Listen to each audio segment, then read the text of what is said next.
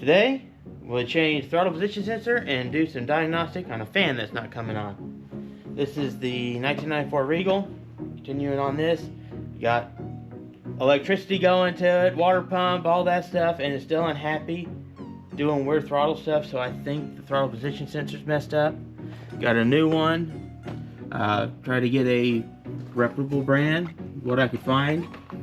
This is the one we got. Not a sponsor. Not a sponsor. Definitely Walker. 200-1048. And I'm removing the air intake cover so I can get to this a little better. I should have, if I'd known this was going to need replaced, I would have done it before I put the battery and everything back in. Because, yeah, it's a pain to get to. This is his 1994 Buick Regal GS, as he said. When did you find the throttle position sensor was bad?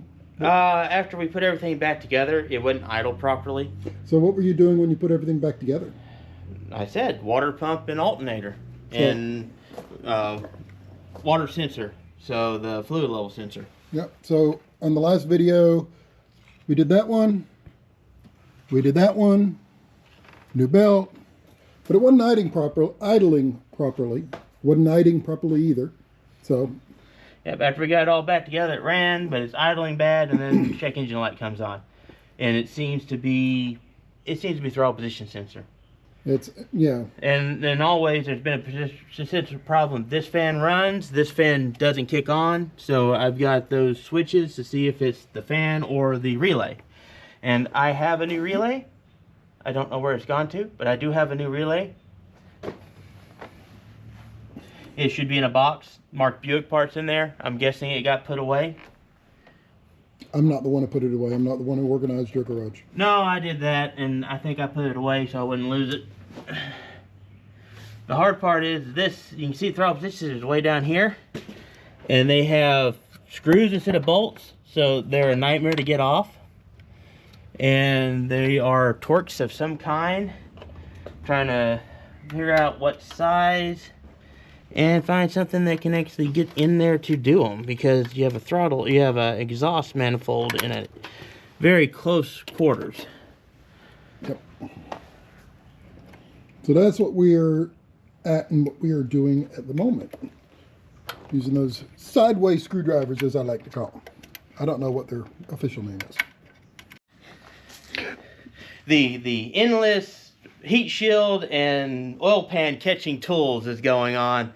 It ate the screwdriver. His car was hungry. Victory! Carl got it out with the big magnet. And this is a T15 torque. Seems to be the one that fits. So, now what are we doing? Creative. There's not enough room to work the screwdriver, so I put a 1/4-inch wrench so I can work the bit. I should be able to slide it up, push it back. I had a ratcheting one I was going to use, but it's rusted tight. Plus, it would have made this whole situation pretty tight to do. This is just... I am going to see if I can't find bolts to put on this so that this is not so hard next time. Are we tightening or loosening? And are we actually Torx, or does it need to be...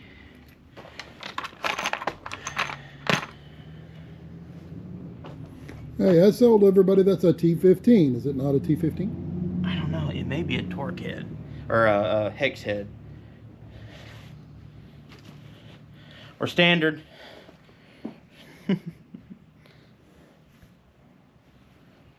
Some specialty thing. More than likely it is a T15. This is a lock one, so it doesn't have the strongest head, so it's already getting chewed up. Little cheap ones for lock screws. Let's see if I can...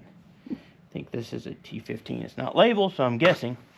Because it's wonderful when they don't label the tools. Yep. So here's to hoping.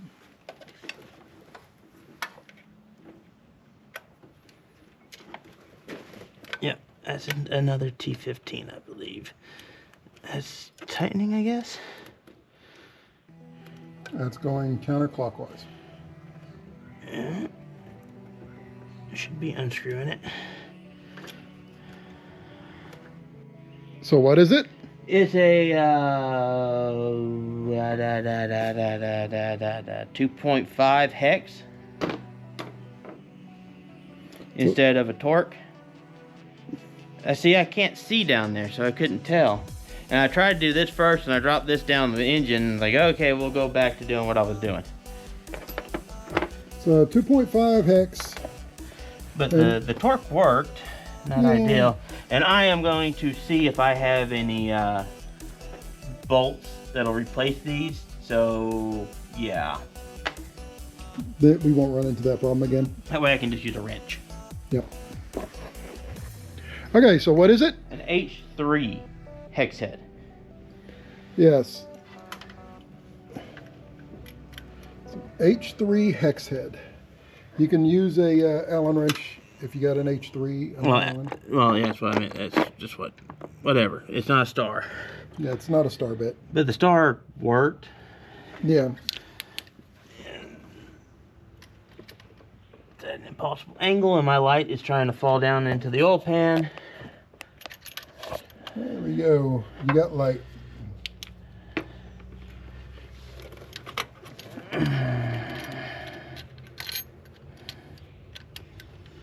Why do they use screws where a bolt would make more sense? And they'll use bolts where a screw would make more sense.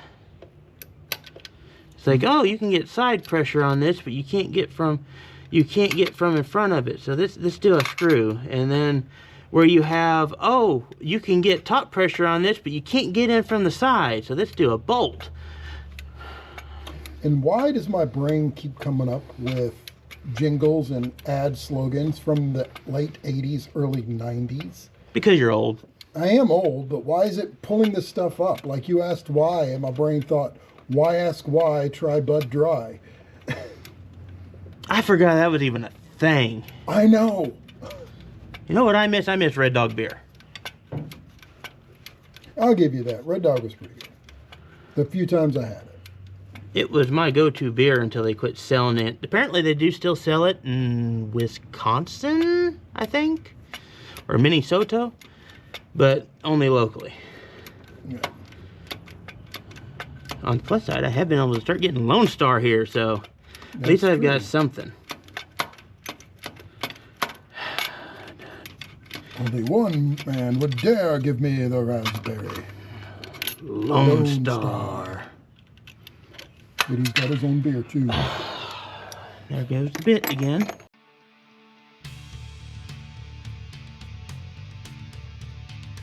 Again. And I'm using a sizing guide.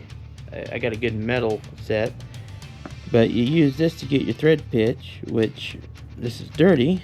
This thread is, but it's a 0.7 pitch thread and 2.5 millimeter bolt. Oh, 2 millimeter. One. Let's see. You go. It gets. You keep going till you can't find. This is actually getting maybe right. 4 millimeter. M4. It's an M4. There you are. So M4.7 thread pitch machine. No, yeah. Because you see the 8 doesn't match up quite right. So it gets in there, and then it's the one that grabs it, and you can't just pull it out, right? It's the one that lines up with the threads. So you put threads up against it, you can turn the threads, and it's, well, you can see on this one, kind of, it's cleaning out the threads. Mm-hmm.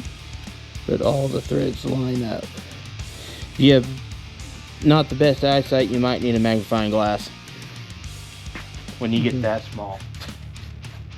Which I don't think I have any 0.7 thread pitch. So that's the reason. That's how you use those gauges, and that's. Yeah, and this one, that gives you a depth insert. So like you have a nut or something, just drop it down, it gives you the size. And same thing there. If you have one that's not matching any of the holes, you can do that, and it'll get you down to, so that's a little under 4 millimeter. So you're M4. Mm-hmm. Okay.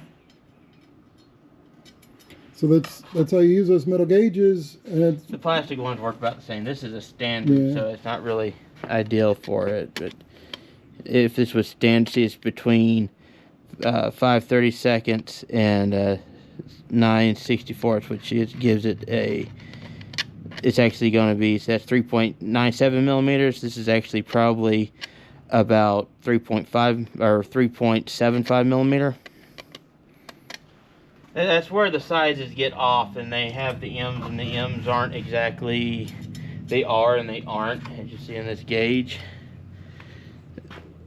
It's there, but it's, yeah. So my point is that's exactly how you use those. And it's why you use them. It's why you use them, and it's good to have a metal one that's durable in that situation, because I would accidentally break that doing what you're doing. And I have no number 7s. Yep. And we're pulling new screws, or trying to anyway right now. Mm-hmm. Signs your throttle position sensor is dead. It's not supposed to stick like that. It's moving, it's coming around, it's getting better, but and there's all kinds of stuff coming out of it. It kind of melted. It has melted. So yeah, this is done. What'd you do? Okay, so we got new bolts, so I can use a wrench, 7mm wrench, instead of having to try to do the hex head again. And we got 2 lengths. I got one that has washers, so I need to have more depth, but I think I can use the same length. The big thing is there's little rubber bushings that go around these bolts. They're all rotted off, but that's to keep this stable. And for moving around, well, I'm making new ones for the new bolts by splitting a piece of electrical tape, and I will wrap the bolts in the electrical tape with the right amount to make it fit snugly. So, splitting it because a whole piece would be too much. And the electrical tape and whatnot's going to stand up to the heat of the engine? Oh yeah, it should be fine. This sensor shouldn't get that hot in the first place, but yeah, it'll be fine.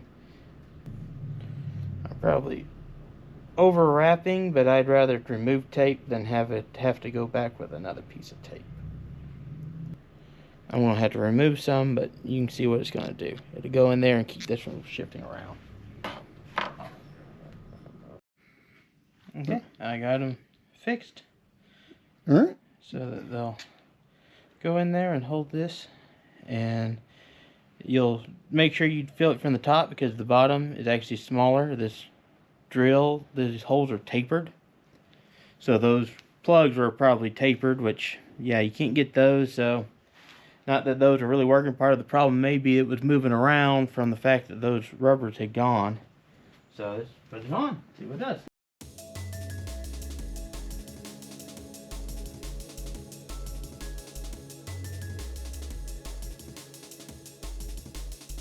Your throttle relay, it's got a little bar, and this will go behind that bar, so this gets moved with the throttle.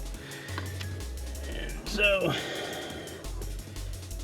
I've got to try to line that up so it catches like that, and then get the bolt holes lined up like that.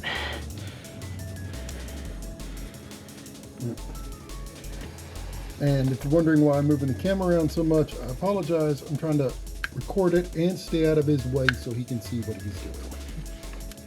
But even with the new light, this is at a weird angle, so it's hard to see anything because you can't get any light down there.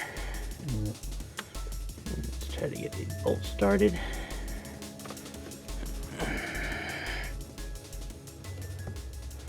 Another advantage to doing the rubber thing, do enough that the bolt will hold. That way you don't lose it instantly because you're working upside down.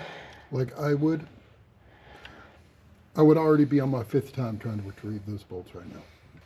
Okay, I guess you're just now to the point where you just got to tighten. I'm hoping they've started good. It's tight spacing, so... Yeah, it's hard to tell. That's why I haven't stopped recording yet. Like, yeah, did you get it or not? Did you get it or not? I'm trying to wait and see if it falls off.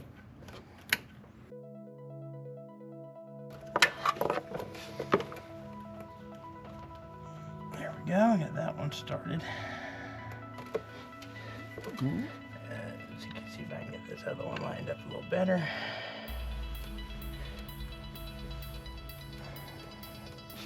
See, this one, that's supposed to make contact. This one's not set up quite. See, these have a tall bushing. This one doesn't have the tall bushing, so it's not going to make contact with the little bushing thing. Hopefully that's not a problem. We'll find out, won't we? Yep.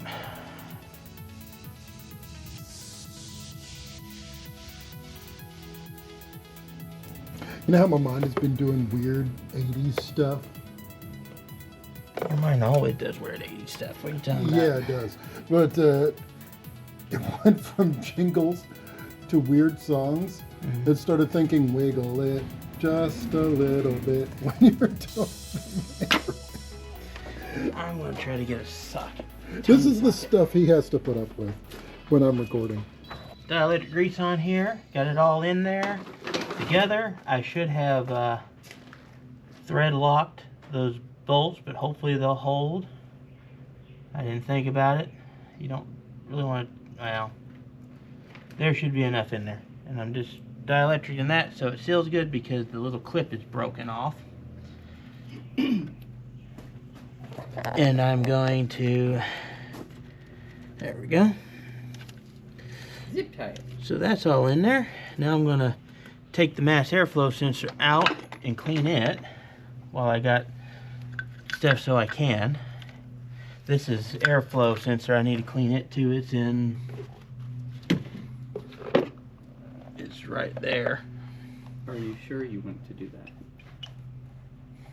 You're not gonna like damage it by cleaning it in any way, are you? Shouldn't be. I'm using the proper cleaner. But I'm more worried about, it's got a grate. If you see over on this side, there's a grate there, and I need to clean it out good. And I'm going to try to clean it from the inside. That looks like a little baby catalytic converter. I was about to say that. Yeah, it may be. Or DPF, whatever you call it. Diesel particulate filter. I need to take you. I need to unplug you to get you off, don't I? Does your PCV go? It's right here. Oh, it's after the intake. Yep, it's right there, and it's been replaced about 30,000 miles ago,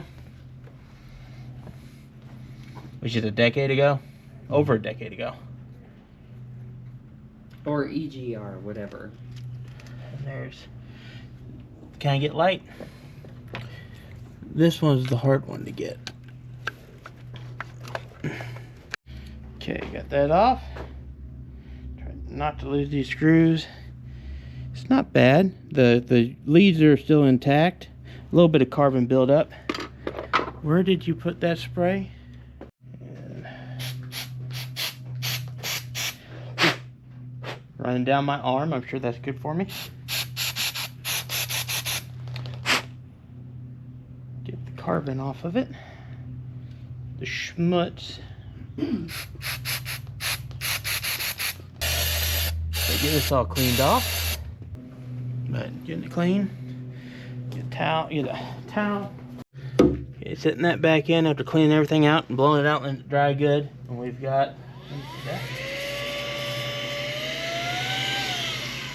And this is the air sensor that was in this part. It just pulls out, and I'm going to clean that off. And we got some stuff cleaned out of the line just to make sure everything breathes good, because this could be causing errors too, because it's got some schmutz. Air sensor. Air sensor. What kind? Well, this is, no, that's the mass airflow. I'm not sure what this air sensor is. I'm sure somebody in the comments will. Oh yeah. And 5 people won't, and they can argue. Intake air temperature? I think it may be air temperature. Maybe that's how it calculates air-fuel mixture and seeing what the It's either air that's temperature coming or it gives you, or it's oxygen level. Because I know that the first generation of this car had issues with high elevations because it couldn't adjust for the oxygen levels properly. So this could have been the fix for that. I'd have to do some research to know exactly. Okay, I got it all cleaned out and back together, doing the little bit of the dielectric so that it will stay good and sealed. Because the gaskets are still good, but if you don't do something with them, they dry out. So this is to keep them from drying out. Just keep these weather packs good. Considering that is literally a 30-year-old seal right now, I think you're... I think my technique works. Yeah. There's probably people out there screaming, you use way too much of the stuff, but you know, it works. Mm-hmm. And got this put back together. And I'm gonna put that back on. That last one? I gotta do this one back here again that I loosened up because everything else got off. Did you actually bring a key out here? I did, it's in my pocket. Will you start the thing?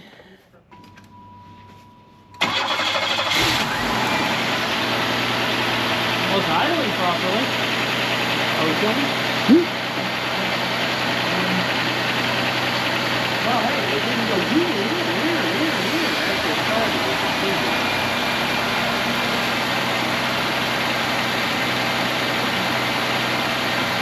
Go check engine light, and it's actually idling without going. And it didn't flutter.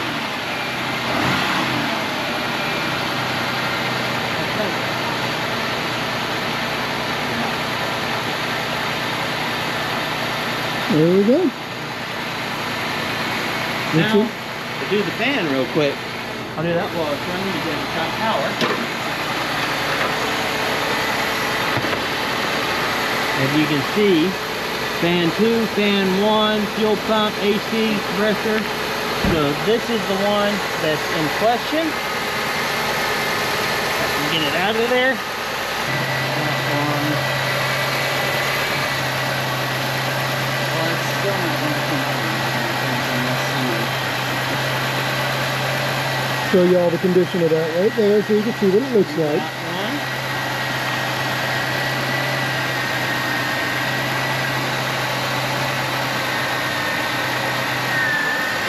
Fan's good, so it is a relay. Okay, what have we discovered? Well, relay is bad. Fan worked when I turned it on. I bought a relay that's supposed to be the right one. It is a 4-prong, but it's not coming up as the same.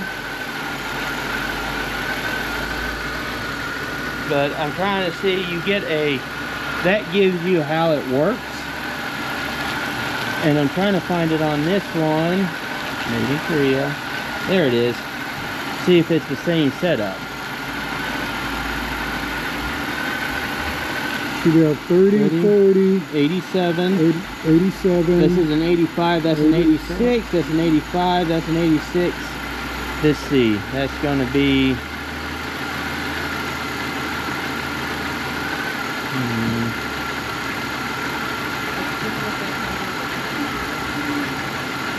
Which means that this one will have to go in that way, I think.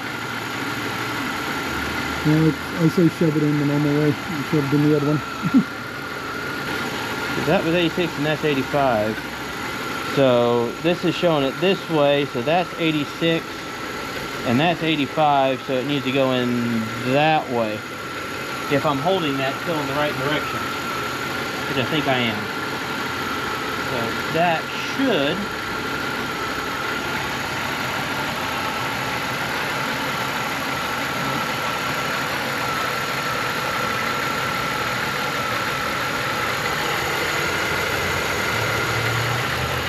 How didn't you think that fit that way?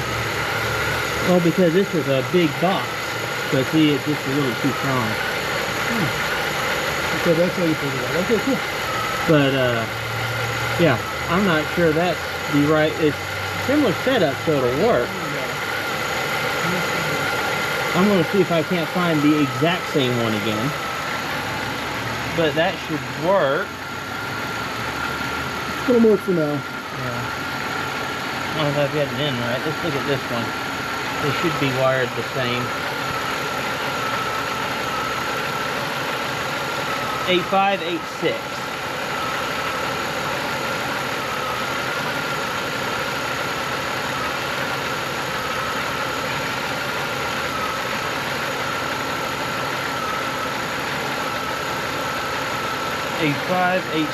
So yeah, should be the right way. Okay. Well, so today we have replaced a throttle position sensor. We Clean mass airflow and the other air temperature sensor or whatever that is. Fixed the fan relay that was not cooperating. And we've actually got the car engine to idle normally without having to take the engine out, which is different for us. Normally we have to do something crazy that doesn't normally work for other people. See also our entire Subaru saga for that.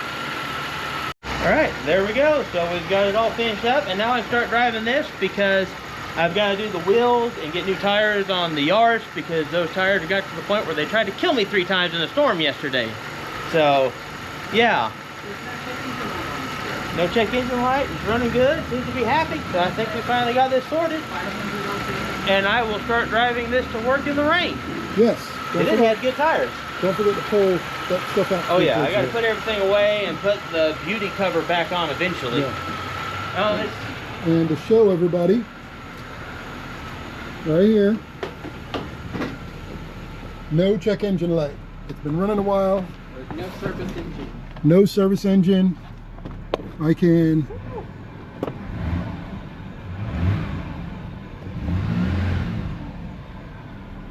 no service engine. Wait, hit the gas real hard. Get to the limiter. Get up to 4,000. There we go. So it's doing fine now. Before it would do something wonky. At 3,000. Well, now it would. Right. Oh, and I'll show you how to do the cover. It wouldn't do the limiter in park. It would just rev up to a red line, and these aren't supposed to do that at all. But this cover actually goes over these fuel lines. It's got a little tab here. It would be better with the belt not running, but put that, lift that, snap that on there. This one snaps on up front, and there you go. Beauty cover's on. That's not the fire make it happen to beauty cover for the 320. No, this is the good one. And if you have one of the new ones, I don't know if these old ones would work on the new ones, but they will. This doesn't cause temperature problems with the intake. So find one of these for the Gen 1. Well, Series 1, Gen 2, that intake cover, it should work on the Gen 2. The 2 Series, which is Gen 3. Confusing. But 2 is 3, 1 is 2. GM math, yes, we understand. So yeah, but this beauty cover doesn't have the problems some of the others do. Okay. And it mainly just covers your fuel intake so they don't get hit by something. Okay. Alright, Cool. so until next time, like, share, subscribe, and have a good one.